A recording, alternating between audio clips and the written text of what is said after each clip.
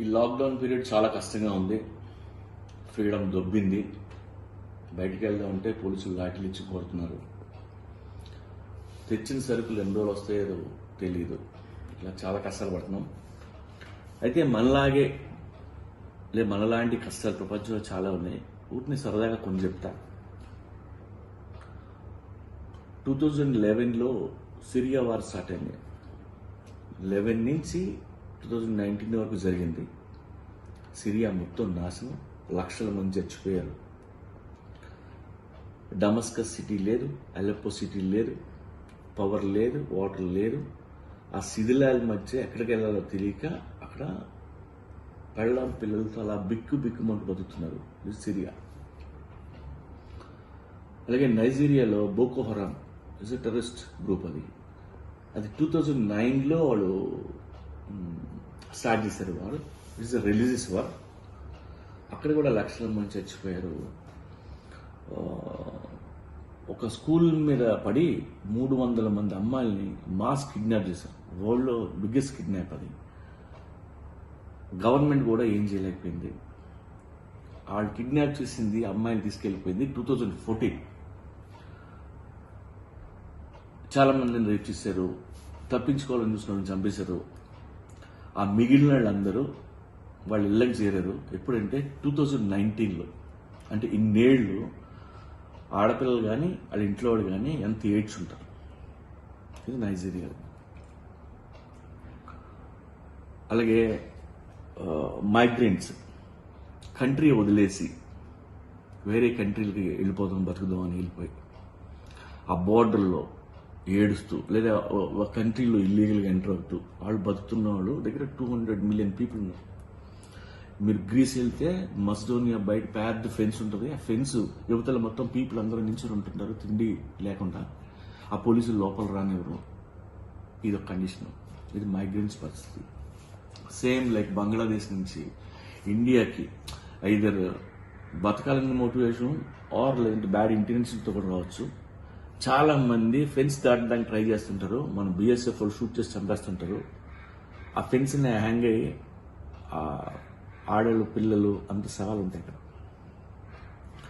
అలాగే orphans every day కానీ తుప్పల్లోనో పొదల్లోనో పాడేసే పిల్లలు minimum 5,000 to 6,000 on an average per day.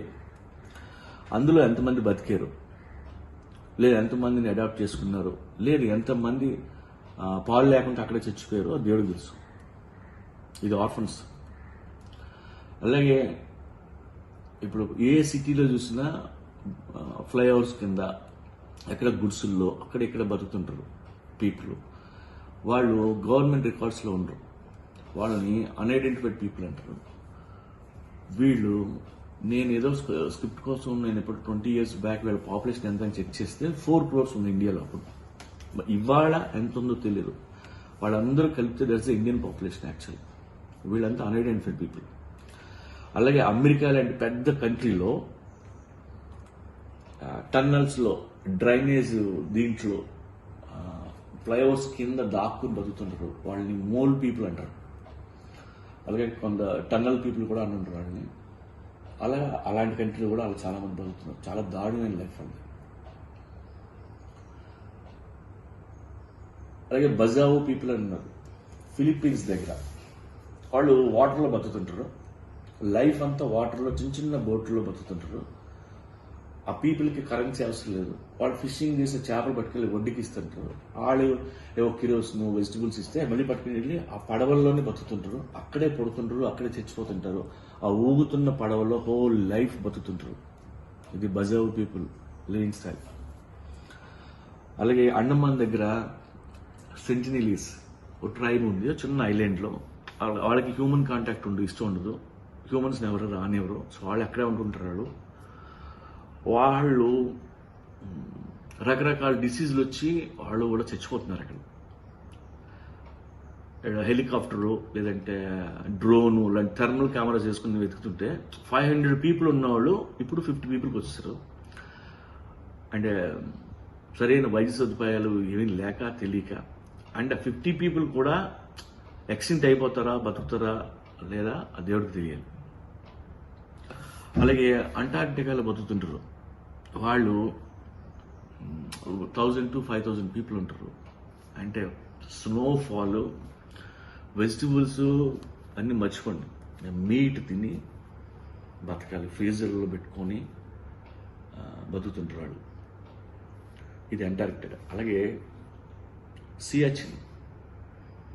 Siachen మౌంటైన్లో మన సోల్జర్స్ అందరూ ఆ పైని ఇండియాని ప్రొటెక్ట్ చేస్తూ ఉంటారు. అక్కడ టెంపరేచరు -50 to -60. అంటే ఎలాంటి కండిషన్, మంత్స్ టుగెదర్ ఎక్కడానికి వాళ్ళకి చాలా రోజులు పడుతుంది. ఎక్కకుండా మంత్స్ టుగెదర్ అక్కడ జాబ్ చేస్తుంటారు. ఇళ్ళకి ఫోన్లు ఉండవు, ఏమి ఉండవు, తినడానికి తిండి 3 పూట్ల ఉండదు. అంటే ఒక గ్యాలన్ కిరోసిన్ గవర్నమెంట్ కానీ వాళ్ళకి పంపించాలి అంటే గవర్నమెంట్కి 2 లక్షలు ఖర్చు అవుతుంది. హెలికాప్టర్ నుంచి తీసుకెళ్ళి వదిలేస్తే ఆ సోల్జర్స్ పట్టుకున్నారా లేదా చేయి జారి లోయలో పడిపోయిందో తెలియదు కండిషన్. ఆ కిరోసిన్తో అన్ని ఉడకబెట్టుకుని బతకాలి. పైగా ఈ చలి కోసం ఫ్రాస్ట్ బైట్ అయ్యి ఏళ్ళు, చెవులు, ముక్కు ఇవన్నీ రాలి పడిపోతుంటాయి మన సోల్జర్స్కి. ఇది ఎన్నో ఏళ్లగా మన సోల్జర్స్ అక్కడ జాబ్ చేస్తూ ఇలాంటి కండిషన్లో ఉన్నారు. సో వరల్డ్లో ఇన్ని కష్టాలు ఉన్నాయి, ఇన్ని దరిద్రాలు ఉన్నాయి. మన లాక్డౌన్తో పోలిస్తే నథింగ్ అండి. అండ్ మనం ఫ్రీడమ్ లేదు, బయటికి వెళ్ళలేక ఏడుస్తున్నాం తప్ప వాటితో కంపేర్ చేస్తే మనం చాలా మంచి పొజిషన్లో ఉన్నాం. April 14th అయిపోతుంది అనుకోవద్దు. May 1st వెళ్ళొచ్చు, June 1st వెళ్ళొచ్చు. గవర్నమెంట్ చెప్పట్లేదు కానీ they will extend, because rest of the world 8 weeks lockdown ఉన్నది. మనది క్యూర్ అయ్యేంత వరకు మనం వదిలిపెట్టరు. అది సో దానికి ప్రిపేర్ అవ్వండి. లాక్డౌన్ పీరియడ్ ఏదో దారుణం అలా ఫీల్ అవ్వద్దు. ప్రపంచంలో మిగతా కష్టాలు కూడా గుర్తు తెచ్చుకుంటే మనం చాలా బాగున్నాం. And remember, we're in war zone. Please cooperate.